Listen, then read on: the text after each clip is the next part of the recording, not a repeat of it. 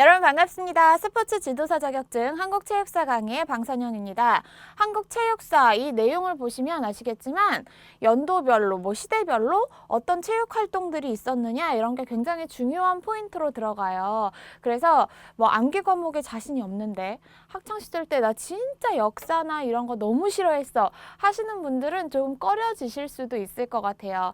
그렇지만 우리가 역사에 좀 관심이 많다, 나는 암기 과목에 자신 있다 하시는 분들이라면 그렇게 깊게 들어가는 내용들은 아니니까 도전해 보셔도 되지 않을까 싶습니다. 이게 연도별로 어떤 연도에 어떤 핵심 사건이 있었는지 이런 주축이 굉장히 중요하고요. 그리고 왜 우리 해마다 그런 문제 있죠. 학창 시절 때도 그런 문제 꼭 나왔어요. 이렇게 어떤 사건들을 나열한 다음에 빠른 순서대로 시대별로 나열한 것은 바르게 나열한 것은 그런 식, 아니면 어떤 일련의 사건들을 좀 몇 개를 놓고 어느 정권, 대통령 정권 있잖아요. 어느 때에 이게 나왔는지 그러한 것들이 나오거나 하는 형태. 그리고 예전에는 다른 용어로 쓰였는데 현재에는 그게 씨름이야. 예를 들어 각저라고 하는 전통 그런 무예나 이런 것들이 현대에는 씨름과 연결이 되고 수박 먹는 거 아니고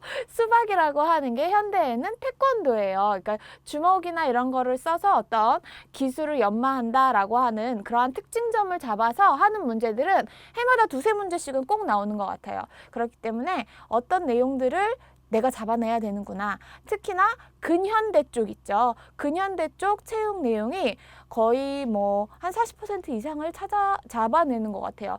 차지하고 있기 때문에 그쪽 부분에서는 조금 더 디테일하게 들어가서 보는 거를 추천드립니다. 오늘 일단은 첫 시간으로서 체육사의 의미부터 들어가서 볼게요. 자, 체육사의 이해 보시면 고대에서부터 오늘날까지 체육의 변천 모습을 살펴보고 각 시대의 체육관이나 그 방법 등에 관련된 시대적, 사회적 배경 등을 역사적으로 연구하는 학문이다. 이 체육사라고 하는 거는요, 말 그대로 굉장히 체육에 대한 역사잖아요. 그렇죠? 그렇기 때문에 굉장히 누구의 주관적이나 이런 것보다는 객관적이고 실증적인 내용으로 이루어집니다. 그래서 객관적, 실증적인 증거를 어떤 바탕으로 해서 역사를 기술한다. 해서 여기에서는 본질이나 사실 이러한 것들을 명확히 추론할 수 있어야 된다라는 거. 그 다음 현재의 체육 상황을 명확히 인식하여 이를 바탕으로 장래를 현명하게 통찰하기 위한 학문이다. 그런 게 체육사다. 그래서 체육사 기출 포인트 보시면 체육과 스포츠를 역사적 방법으로 연구하는 학문이다. 해서 어떤 체육사 안에, 그 역사 안에 체육들이 어떠한 방법으로 들어갔는지, 그들이 어떻게 생활했는지, 어떠한 체육 활동들을 했는지 이러한 것들을 다루는 것이다. 연구 대상으로는 시인들이 이렇게 글을 쓰기 위해서는 어떤 공간이 필요하잖아요. 그래서 시인의 공간이 필요하다 해서 시간, 인간, 공간 이러한 것들이 연구 대상에 들어가요. 그래서 시인의 공간 이렇게 기억하세요. 아셨죠? 그래서 어떤 연구, 시간에 대한 연구, 인간에 대한 연구, 공간에 대한 연구, 그들이 사는 시간과 공간에 대해서 어떻게 연구를 하느냐, 그래서 어떻게 살아왔느냐 이러한 것들을 얘기합니다. 그리고 체육사의 연구 영역 2번 보시면 이거는 연구 내용 이렇게 보셔도 될 것 같아요. 그래서 체육사는 신체 운동을 대상으로 이루어지는 역사적 연구이다. 인간은 선사시대부터 수면 시간 이외에는 끊임없이 움직이고 각각의 상황에 맞는 자세를 취하거나 운동을 하며 일상생활을 영위하고 있다. 인간은 긴 역사를 통해 각 민족의 고유한 일상적, 노동적, 전투적, 스포츠적인 여러 운동 형태를 만들어내고 시대적, 지역적으로 특색 있는 신체 문화를 형성하였다. 체육사란 신체 운동, 신체 수련, 신체 교육, 신체 문화라는 유기적인 문제를 거시적으로 크게 고찰하고 그러한 존재의 의의를 역사적으로 이해하기 위한 독자적인 학문 영역이다. 체육사가 이게 만약에 신체 운동 수련 뭐 교육, 문화 이렇게 나와 있잖아요. 이러한 것들이 뭐 문제 기출이 된 적은 없었지만 혹시나 블랭크 처리가 될 수 있으니까 운수 좋은 날은 왜 우리 학창 시절 때 운 좋은 날 있잖아요. 운수 좋은 날은 지각을 해도 교문에서 걸리지 않아. 그쵸? 운수 좋은 날은 교문에서 걸리지 않는다. 이런 식으로 해서 운동, 수련, 교육, 문화 이런 식으로만 기억하셔도 문제가 만약에 출제가 된다면 어렵지 않게 맞추실 수 있을 것 같습니다. 체육사의 연구 영역 보시면 체육사 연구해서 크게 보시면 뭐 통사적, 세계사적 이렇게 나와 있죠. 통사는 말 그대로 시대를 한정하지 않고 전 시대, 전 지역 이렇게 걸쳐서 역사적 줄거리를 서술하는 거를 통사적인 거라고 해요. 그래서 뭐 특수한 계획에 해서 특수적, 개별적 세 통을 세계사적, 통사적 같이 이렇게 묶어서 지시했다. 뭐 지역적, 시대적 뭐 이런 식으로 해서 하나의 연구 영역 뭐 그냥 한번 보셔도 될 것 같아요. 특수한 계획에 세 통을 지시했다. 세 통을 먹으라고 지시했다. 이런 식으로 해서 개별적, 특수적이 있었고 통사적, 세계사적 그리고 지시했다. 지역적, 시대적 그렇게 해서 두 개씩 묶어서 체육사 연구 영역이 들어간다 보시면 되겠고요. 체육사의 연구 내용 보시면 체육사의 연구 방법, 체육사는 기존에 있었던 여러 체육사상을 연구하는 학문이기 때문에 사료를 통하여 체육사를 재구성해야 한다. 체육사 연구 방법의 중심은 사료의 분류와 평가이다 해서 체육사의 시대 구분 보시면 처음에 나온 게 독자성이라고 하는 게 나오죠. 자, 독자성은 뭐냐? 체육사의 시대 구분은 기존 구분 방식을 따르지 않고 주제에 따라 독자적으로 이루어진다. 단 그렇게 했을 때는 2번 보시면 고증이라고 하는 게 있죠. 독자성이 있을 수는 있지만 이렇게 시대를 아주 그 주제에 맞게 조금 나눌 수는 있다. 하지만 거기에는 철저한 고증을 거쳐서 이루어져야 된다라는 거예요. 자료의 근거에서 아주 이론적으로 밝히는 것. 그래서 가끔 보다 보면 공부를 하다 보면 디테일하게 들어가다 보면 연도가 조금씩 다른 것 같고 이게 여기에서는 이렇게 들어갔던 것 같은데 여기서는 이렇게 들어가. 그런 경우들이 있어요. 그렇죠? 그렇게 했을 때는 이게 어떤 독자성을 따라서 지금 철저한 고증에 거쳐서 독자적으로 시대를 나눠서 그렇구나 이해하시면 될 것 같아요. 아셨죠? 그래서 체육사의 연구 단계 보시면 연구 문제의 선택, 자료의 수집과 분류, 가설 구성, 새로운 사실 발견, 풀이와 서술 이렇게 돼 있죠. 문자가 사실 풀렸다. 연인 사이에서 막 문자가 풀렸어. 막 보고 있어. 그러면 생각해보면 좀 걸릴 게 있으면 끔찍해. 그쵸? 문자가 사실 풀렸다. 이렇게 해서 어떤 문제, 첫 번째 나오는 게 문제죠. 문제를 선택해요. 연구 문제를 선택하면 그거에 따라서 어떤 자료를 수집해야 되겠죠. 자료를 수집한 다음에 가설을 설정하고 어떤 새로운 사실을 발견한 다음에 그 사실에 대한 풀이 이렇게 해서 하나의 문장으로 문자가 사실 풀렸다 이렇게 보시면 체육사의 연구 단계까지 무리 없이 공부하실 수 있을 것 같습니다. 자, 다음 챕터 넘어가시면 선사 삼국시대의 체육에 대해서 나와 있어요. 이게 시대별로 공부하는 게 참 중요해요. 그래서 그에 따라서 어떠한 내용들이 나와 있는지 먼저 선사시대 볼게요. 선사시대는 원시시대라고 부르기도 합니다. 그래서 키워드는 생존 그 자체예요.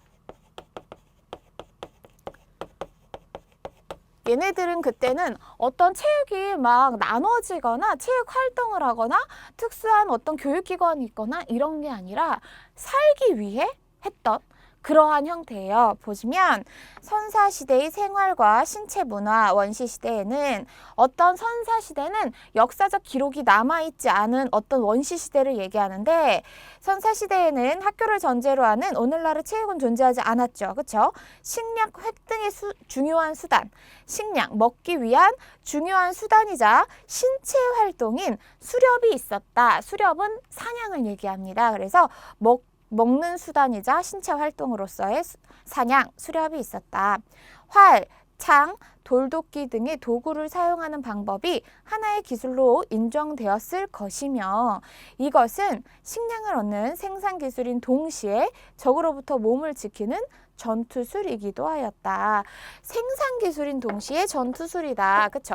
그게 막 분화되지 않은 거예요. 그래서 생활과 전투, 전쟁에 대한 대비가 같이 이루어진다. 그쵸? 이 시대에 석촉이 발견된 것은 어떤 석촉은 돌로 만든 화살촉 있죠. 돌로 뾰족하게 만들어서 화살촉, 석촉이 발견된 것은 궁술이 발전되었음을 의미한다. 어떤 활쏘기 같은 것들이 발전되었음을 의미한다. 어린이들은 또래들과의 놀이를 통해 혹은 부모로부터 궁술을 배워 그 사회에 적응하여 나갔으리라 추측된다. 어떤 역사적 기록이 남아있지 않기 때문에 추측한다라는 거고요. 애니미즘과 어떤 무생물계에도 영혼이 있다는 세계관, 이런 게 애니미즘이고 샤머니즘, 초자연적인 이러한 것들과 직접적으로 소통하는 것, 이런 것을 샤먼이라고 하는데 그러한 것들을 주술 종교, 샤머니즘, 이러한 것 같은 원시신앙과 관련된 주술 활동과 성인식 등의 독특한 신체 문화가 나타났다라고 돼 있죠. 그래서 어떤 생활, 신체 활동인 동시에 전투술이다. 생산 기술인 동시에 전투술에 동시에 이루어진다. 이게 나눠져 있지 않아요. 분화된 것이 아니라 같이 생존 그 자체로서의 활동을 했다. 그죠? 이 정도만 원시시대에서는 알면 돼요. 자, 그 다음 봐야 되는 건 부족 국가 시대의 생활과 신체 문화 나오죠. 부족 국가 시대. 처음 나오는 게 제천 행사라고 하는 부분이에요. 가장 최근에 성인의식이라고 하는 게 기출이 됐었어요. 제천 행사와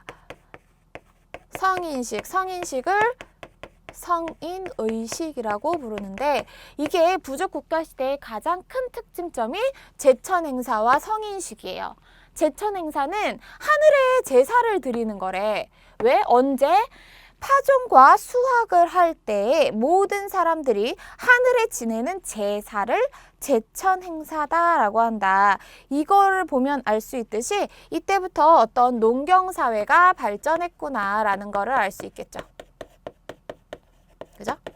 그러면서 이때는 생산 기술과 전투가 같이 동시에 이루어진 반면에 이 부족 국가 시대의 생산 기술과 이렇게 알 수 있듯이, 그쵸? 생산 기술과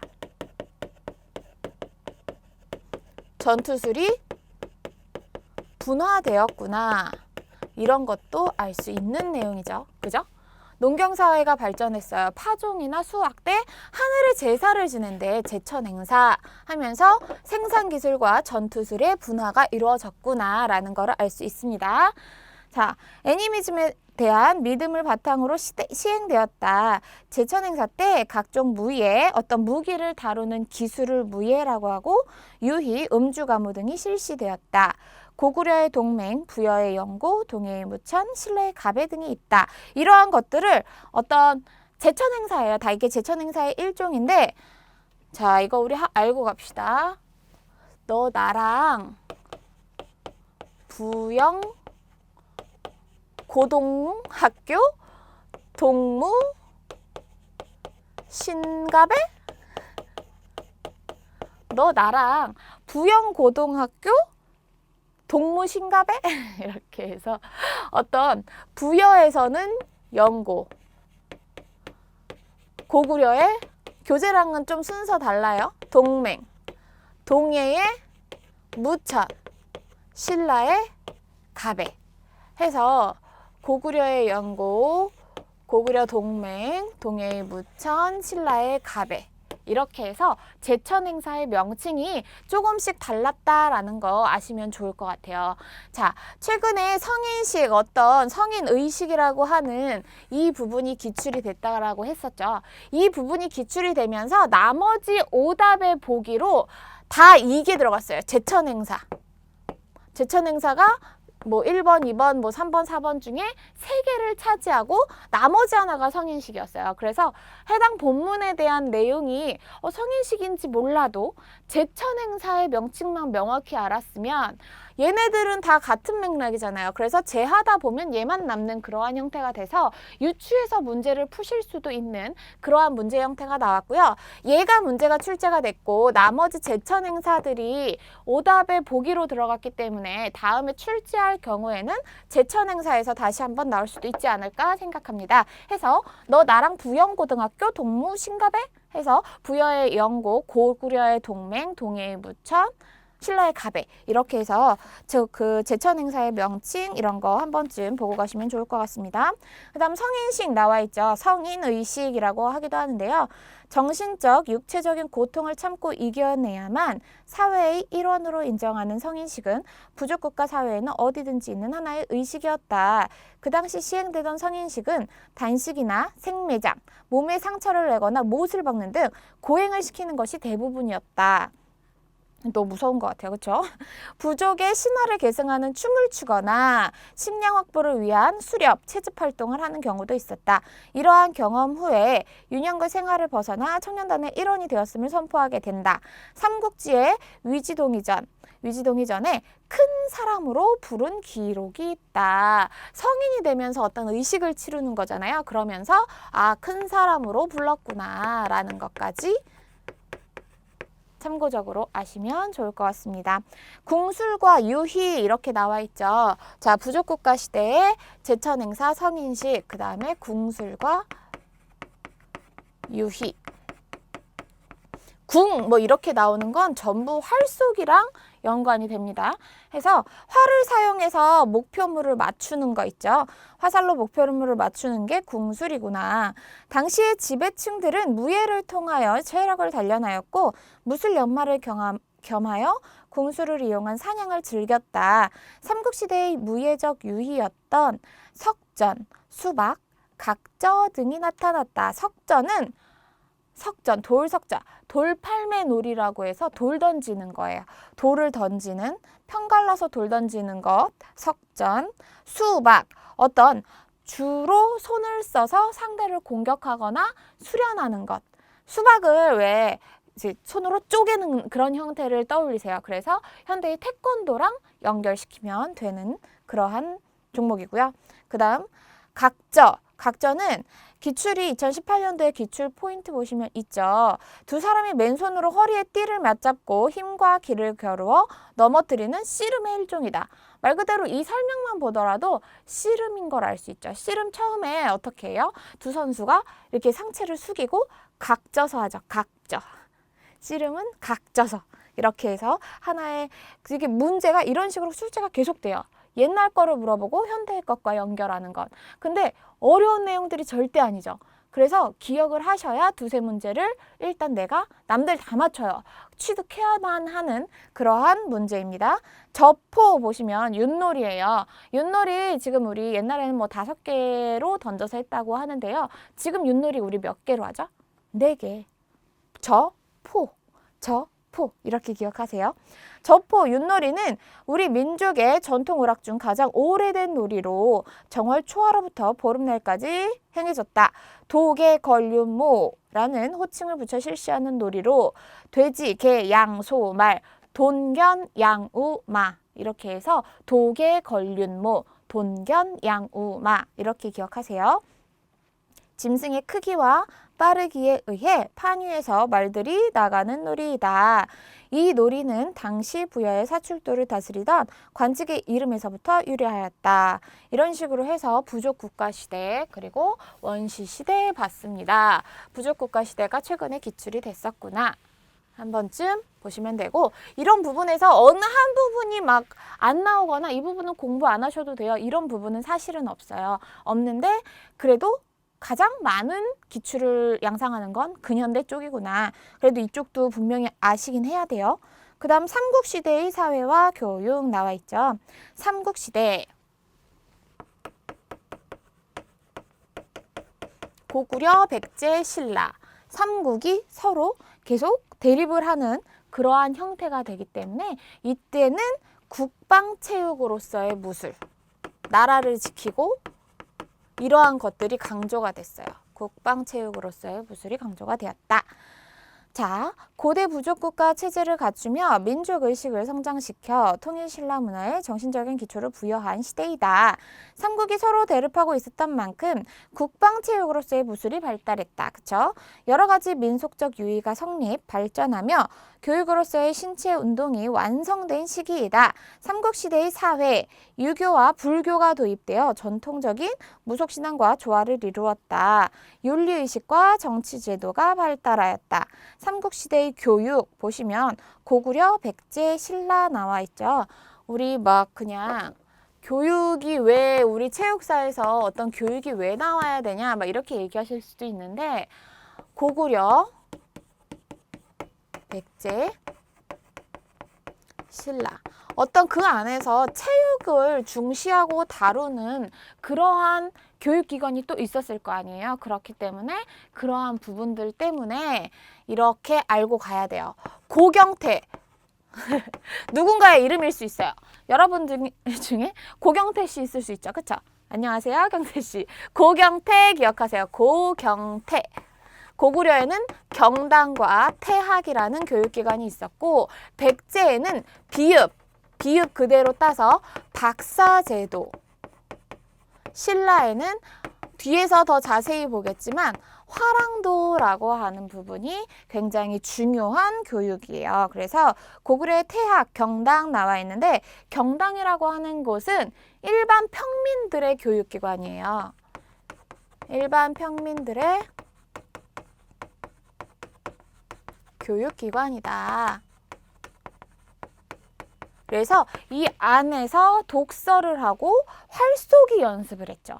활쏘기 연습 이렇게 어떤 체육적인 요소가 들어가기 때문에 삼국시대의 교육도 좀 알고 가셔야 되고 어떤 일반 평민들이 교육기관이고 청년들이 모여서 밤낮으로 독서를 했다라고 하는 부분이 경당이라고 하는 교육기관이고요. 백제 같은 경우에는 말 그대로 박사 그죠? 의박사, 역박사, 오경박사 등의 박사제도. 신라의 화랑도는 궁술, 어떤 화살, 활, 기마술, 말 타는 기술, 검술, 검을 쓰는 거, 사냥, 편력 같은 경우에서도 뒤쪽에서 다시 볼게요. 해서 어떤 이러한 것들이 화랑도의 교육 방식을 얘기하거든요. 화랑도의 교육 방식에 들어가서 화랑을 자세히 뒤에 가서 볼게요. 자. 삼국시대의 무예 보시면 신체 단련과 군사훈련을 목표로 한 상무적 무예가 중시되었다. 상무적이다. 무예를 아주 이렇게 받드는 형태 그러한 것들을 상무적이라고 하는데요. 무예를 그만큼 중시했다. 상무적 무예가 중시되었다. 궁술. 삼국시대에는 궁술은 궁이 들어가면 다 활쏘기다 라고 했어요. 궁술이 무술로서 높이 평가되어 궁술 실력으로 인재를 등용했다.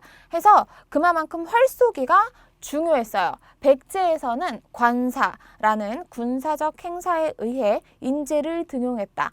백과사전, 백관, 백제는 관사. 고구려는 우리 왜 너 고수인데 라고 하죠. 그래서 어떤 수렵대회, 봄, 가을에 수렵대회를 통해 궁술에 능한 인재를 등용했다. 신라에는 궁전법으로 인재를 등용했다. 그래서 기마, 말 타는 것과 궁술, 활쏘기로 시험하여 선발했다. 이런 궁신, 욕한 거 아니고 궁신, 궁전법, 신라와 연관한다라는 거 해서 그만큼 뭐 삼국시대에는 서로 대립하고 있으니까 막 부딪히잖아요. 그래서 국방이나 이런 국방체육 이런 무술이 강조가 되다 보니 궁술이 무시가 될 수가 없었죠. 그리고 어느 시대에서나 궁술 이러한 것들은 계속적으로 이루어지거든요.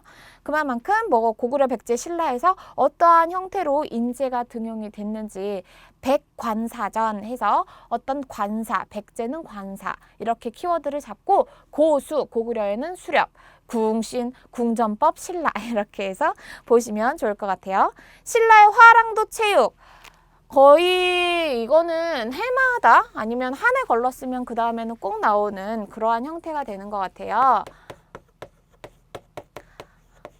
고구려 백제보다 단독으로 만약에 출제가 된다면 신라의 화랑도가 훨씬 더 출제 비율이 높은 것 같아요. 그래서 신라의 화랑도 체육은 반드시 아셔야 되는 것. 국가의 관료를 등용하던 교육제도이다. 관료를 등용했어요. 그래서 귀족 자제들이 참여했다라는 것을 알 수 있고요. 신체적 단련을 통한 강한 청소년 양성을 목적으로 하였다.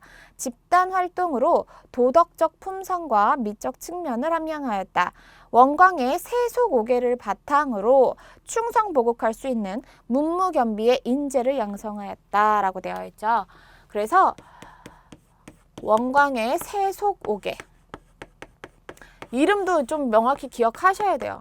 이런 걸로 말장난하는 그러한 경우가 있어요. 원광인데 원효 이렇게 나오는 경우도 있어요. 되게 유치하지만 문제 그냥 흘려서 볼 때 헷갈려요. 이황이 주장한 건데 이이로 나와요. 보통의 오답은. 그렇기 때문에 이러한 것들 넘어가면 안 돼요. 이런 문제 틀리면 되게 기분 나쁘거든요. 그래서 원광의 세속오계가 최근에 기출이 됐었습니다. 그 안에 들어가서 이 세속오계는 2016년도에도 단독으로 출제가 됐었고 4년 후인 최근에 2020년도에도 출제가 됐었는데 그 안에 사군이충, 사친이효, 교이신, 임전무퇴, 살생유택 이렇게 돼 있죠. 사군이충은 임금을 이렇게 충성으로 섬긴다. 그게 사군이충이고요. 기출 포인트 보시면 지금 나와 있어요.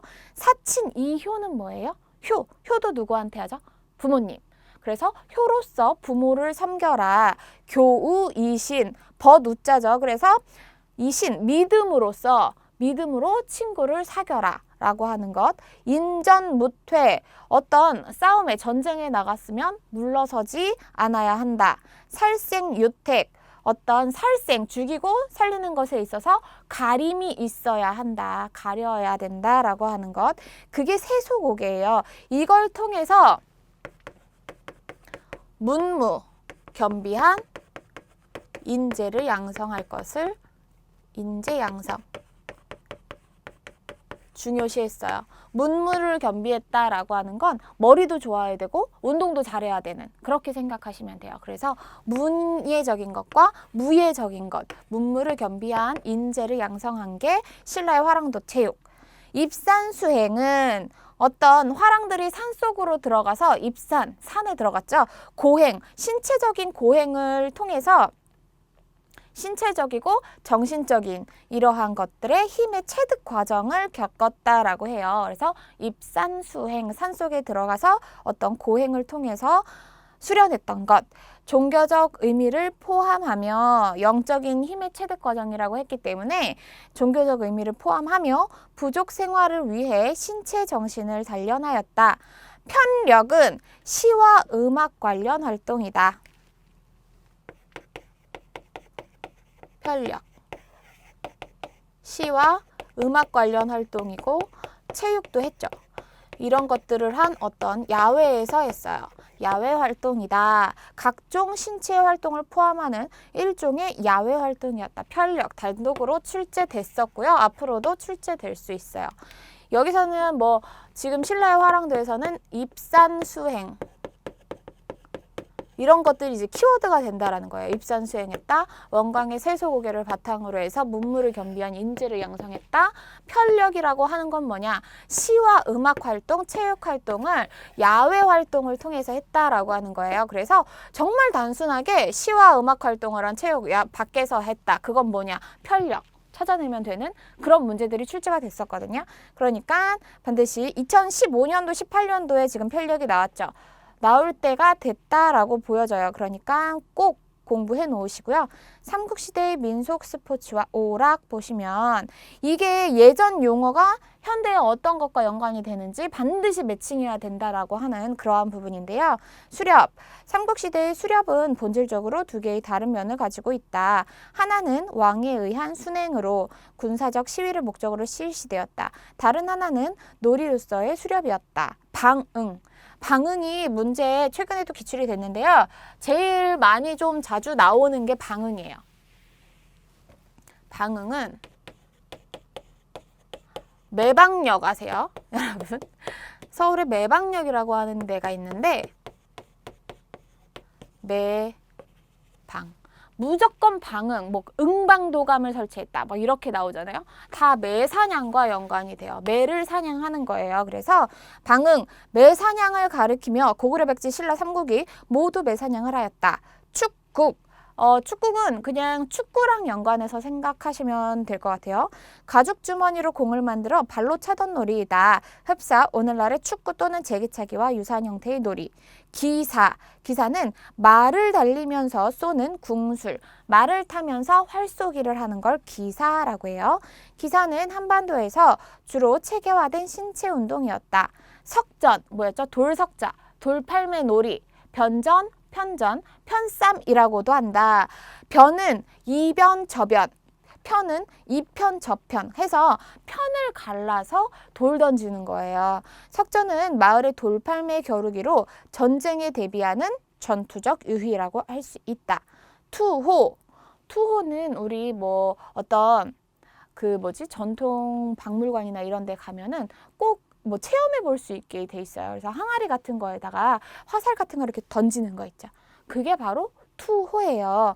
일정한 거리에 항아리를 놓고 화살과 같은 것을 던져 넣는 오락이다. 그러나 투호는 단순한 놀이라기보다 궁술과 같이 자신의 수양 그리고 대인관계에서의 예의를 통해 군자의 태도를 배우는 방법으로 제시되고 있었던 듯하다. 해서 던지면서 나를 수련하는 거죠. 와, 안 들어가네. 막 이러면 이런 식으로.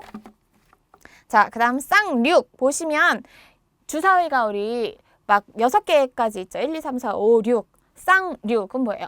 주사위가 6개, 2개이다. 쌍, 두 쌍. 그러니까 한 쌍이죠. 2개, 쌍륙. 그래서 주사위를 2개를 던져서 하는 놀이구나. 이렇게 생각하세요. 여러 사람이 편을 갈라 차례로 주사위 2개를 던져 나오는 대로 말을 써서 먼저 들여보내는 놀이이다. 마상제. 말 위에서 어떤 여러 가지 동작을 보이는 것이다. 공마, 말노름, 말광대라고도 하였다. 기타 놀이 보시면 위기, 위기는 바둑 같은 걸 얘기해요. 현대의 바둑. 악삭, 악삭은 쌍욕과 비슷하고요. 중마, 대나무 말, 말 그대로 대나무죽, 말맞자 해서 대나무 말. 농주는 그 죽방울 놀이라고 해서 공을 이렇게 손으로 2~3개 이렇게 던져가지고 던지고 받고 하는 것을 농주라고 해요. 두 손으로 공 또는 방울을 여러 개 던지고 받고 하는 놀이구나.